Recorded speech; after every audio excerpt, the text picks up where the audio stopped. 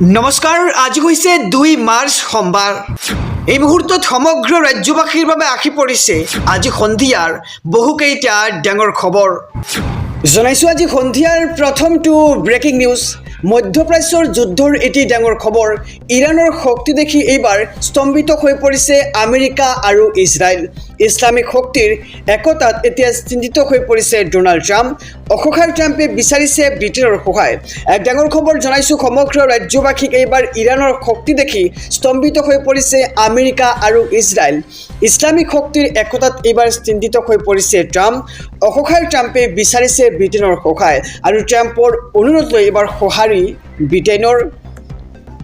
মধ্যপ্ৰাচ্যত ব্ৰিটেইনৰ প্ৰতিৰক্ষামূলক অভিযান যোগদানৰ পিছতে ট্ৰাম্পৰ সৈতে যোগাযোগ কেইৰ ষ্টাৰমাৰাৰ আৰু ট্ৰাম্পক সমৰ্থন কৰি ইৰাণক ধমক এইবাৰ ব্ৰিটেইনৰ আৰু ইৰাণক সামৰিক আক্ৰমণৰ পৰা বিৰত থকাৰ নিৰ্দেশ দিছে ব্ৰিটেইনৰ ফালৰ পৰা।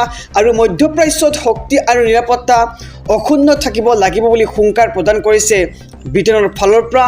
আৰু পাৰমাণৱিক অস্ত্ৰ নিৰ্মাণ বন্ধ কৰক ইৰাণে কেতবোৰ হুংকাৰ প্ৰদান কৰা হৈছে ইৰাণক। আৰু প্ৰয়োজনত ইৰাণৰ ওপৰত শক্তি প্ৰয়োগ কৰিবলৈ সাজু আছে ব্ৰিটেইন। আৰু ইৰাণৰ শক্তি দেখি এইবাৰ স্তম্ভিত হৈ পৰিছে আমেৰিকা আৰু ইজৰাইল। ইছলামিক শক্তিৰ একতাত চিন্তিত হৈ পৰিছে ট্ৰাম্প। অসহায় ট্ৰাম্পে বিচাৰিছে ব্ৰিটেইনৰ সহায় আৰু ট্ৰাম্পৰ অনুৰোধ লৈ সঁহাৰি জনাইছে এইবাৰ ব্ৰিটেইনে। মধ্যপ্ৰাচ্যত ব্ৰিটেইনৰ প্ৰতিৰক্ষামূলক অভিযান যোগদানৰ পিছতেই ট্ৰাম্পৰ সৈতে যোগাযোগ কেইৰ ষ্টাৰমাৰাৰ। জনাইছোঁ ৰাজনৈতিক প্ৰেক্ষাপটৰ এটি ডাঙৰ খবৰ। ৰাজ্যত মহাজোঁটত ভাঙন, কংগ্ৰেছেৰে মিত্ৰতা ভংগ ৰাইজৰ দলৰ। এক ডাঙৰ খবৰ জনাইছোঁ সমগ্ৰ ৰাজ্যবাসীক। ৰাজ্যত মহাজোঁটত ভাঙন দেখিবলৈ পোৱা গৈছে। কংগ্ৰেছৰে মিত্ৰতা ভংগ এইবাৰ ৰাইজৰ দলৰ। অৱশেষত কংগ্ৰেছৰে মিত্ৰতা ভংগ কৰিলে বিধায়ক অখিল গগৈয়ে। আজি বিয়লি 3 বজাত সংবাদমেলযোগে হৈছে আনুষ্ঠানিক ঘোষণা। আৰু কংগ্ৰেছক অখিল গগৈৰ তীব্ৰ কটাক্ষ। মিত্ৰতাক লৈ পৰিস্থিতি এতিয়া অতি শোচনীয়। দুবাৰকৈ হাৰা কংগ্ৰেছৰ 100খন আসনত প্ৰতিদ্বন্দ্বিতা কৰাৰ নৈতিক অধিকাৰ নাই। আৰু নিৰ্বাচনৰ পূৰ্বে ৰাইজৰ দলৰ এই পদক্ষেপে জোকাৰিছে এতিয়া বিৰোধী শিবিৰত মহল। আৰু নিৰ্বাচনৰ পূৰ্বে ৰাইজৰ দলৰ এই পদক্ষেপে জোকাৰিছে এতিয়া বিৰোধী শিবিৰ। আৰু ৰাজ্যত মহাজোঁটত এতিয়া ভাঙন দেখিবলৈ পোৱা গৈছে। কংগ্ৰেছৰে মিত্ৰতা ভংগ ৰাইজৰ দলৰ। অৱশেষত কংগ্ৰেছৰে মিত্ৰতা ভংগ কৰিলে বিধায়ক অখিল গগৈয়ে। আৰু আজি বিয়লি 3 বজাত সংবাদমেলযোগে ঘোষণা কৰে অখিল গগৈয়ে। জনাইছোঁ আৰু এটি ব্ৰেকিং নিউজ ডাঙৰ খবৰ। আমেৰিকা, ইজৰাইল আৰু ইৰাণৰ উত্তেজনাৰ মাজতে ভাৰতত হাই এলাৰ্ট জাৰি। প্ৰতিখন ৰাজ্যৰ প্ৰশাসনলৈ কঠোৰ নিৰ্দেশনা চৰকাৰৰ। এক ডাঙৰ খবৰ জনাইছোঁ ৰাজ্যবাসীক। মধ্যপ্ৰাচ্যৰ যুদ্ধৰ মাজতে ভাৰতত হাই এলাৰ্ট জাৰি কৰা হৈছে। দেশজুৰি বৃদ্ধি কৰা হৈছে সুৰক্ষা আৰু নিৰাপত্তা ব্যৱস্থা।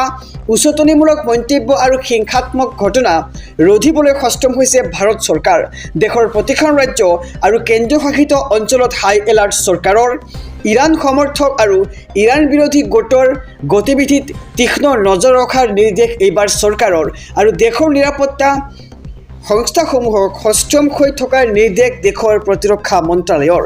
ভাৰতীয় ভূমি কোনো বিদেশী গোটে যুদ্ধক্ষেত্ৰ হিচাপে ব্যৱহাৰ কৰিব নোৱাৰিব। দিল্লীৰ দূতাবাস আৰু স্পৰ্শকাতৰ স্থানত নিৰাপত্তা ব্যৱস্থা কটকটীয়া কৰি তোলা হৈছে।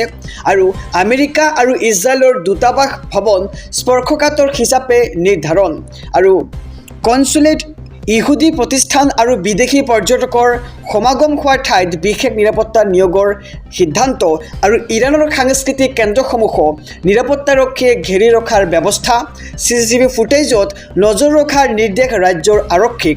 উৰা বাতৰি বিয়পোৱাসকলৰ বিৰুদ্ধেও ব্যৱস্থা গ্ৰহণৰ নিৰ্দেশ। আৰু সামাজিক মাধ্যমৰ ওপৰত তীক্ষ্ণ নজৰ ৰখাৰ নিৰ্দেশ এইবাৰ ভাৰত চৰকাৰৰ। আৰু হিংসা বিয়পোৱা নেটিজেনৰ ছ'চিয়েল মিডিয়া প্লেটফৰ্মত নজৰ ৰাখিবলৈ এক্টিভ হৈ পৰিছে চোৰাংচোৱা গ্ৰুপসমূহ। আৰু মধ্যপ্ৰাচ্যৰ যুদ্ধৰ মাজতেই এইবাৰ ভাৰততো হাই এলাৰ্ট জাৰি কৰা হৈছে। দেশজুৰি বৃদ্ধি কৰা হৈছে সুৰক্ষা আৰু নিৰাপত্তা ব্যৱস্থা। জনাইছোঁ আৰু এটি ব্ৰেকিং নিউজ ডাঙৰ খবৰ। এইবাৰ কুৱেইটত ধ্বংস হ'ল আমেৰিকাৰ ফাইটাৰ জেট। F-15 বিমান ধ্বংস হৈছে কুৱেইটত। আৰু বহুতৰে দাবী ইৰাণে ধ্বংস কৰিলে আমেৰিকাৰ সেই যুদ্ধ বিমানখন। আৰু কুৱেইটৰ আমেৰিকান দূতাবাসত ইৰাণৰ মিছাইল ষ্ট্ৰাইক। কুৱেইটত থকা আমেৰিকান সেনাৰ ঘাটিত ধাৰাসাৰ মিছাইল আৰু ড্ৰোন নিক্ষেপ ইৰাণৰ আৰু ইয়াৰ মাজতে ইৰাণে প্ৰকাশ কৰিছে নতুন ভিডিঅ' আৰু শ্বাহিদ ড্ৰোনৰ নতুন ভিডিঅ' প্ৰকাশ কৰিছে ইৰাণে আৰু ইৰাণৰ তৰফৰ পৰা নিশাৰ ভাগত কেইবাটাও আমেৰিকান বেছত কৰা হৈছিল আক্ৰমণ নিশা ইৰাণৰ তৰফৰ পৰা ইজৰাইলৰ কেইবাখনো চহৰক লক্ষ্য কৰি লোৱা হৈছে আৰু ইৰাণৰ আক্ৰমণত প্ৰাণ হেৰুৱাইছে 3 আমেৰিকান সেনাই আৰু আহত হৈছে বহুতো ইজৰাইল আৰু আমেৰিকাই ইৰাণৰ কেইবাখনো চহৰত কৰিছে বোমাবৰ্ষণ ইৰাণৰ তেহৰান আৰু ইছফানকে ধৰি কেইবাখনো চহৰত হাহাকাৰময় পৰিস্থিতিৰ সৃষ্টি হৈছে আৰু ডোনাল্ড ট্ৰাম্পৰ ঘোষণা এই যুদ্ধ দীঘলীয়া হ'ব 4 সপ্তাহ অৰ্থাৎ এমাহ পৰ্যন্ত চলিব পাৰে এই যুদ্ধ আৰু বহু আমেৰিকান সৈনিকৰ মৃত্যু হোৱাৰ সম্ভাৱনা কুৱেইটত এতিয়া ধ্বংস হ'ল আমেৰিকাৰ ফাইটাৰ জেট F-15 বিমান ধ্বংস হৈছে কুৱেইটত আৰু বহুতৰে দাবী ইৰাণে ধ্বংস কৰিছে আমেৰিকাৰ যুদ্ধ বিমানখন আৰু কুৱেইটৰ আমেৰিকান দূতাবাসত ইৰাণৰ মিছাইল ষ্ট্ৰাইক কুৱেইটত থকা আমেৰিকান সেনাৰ ঘাটিত ধাৰাসাৰ মিছাইল আৰু ড্ৰোন নিক্ষেপ ইৰাণৰ আৰু ইয়াৰ মাজতে ইৰাণে প্ৰকাশ কৰিছে কেতবৰ নতুন ভিডিঅ' শ্বাহিদ ড্ৰোনৰ নতুন ভিডিঅ' প্ৰকাশ কৰিছে ইৰাণে আৰু ইৰাণৰ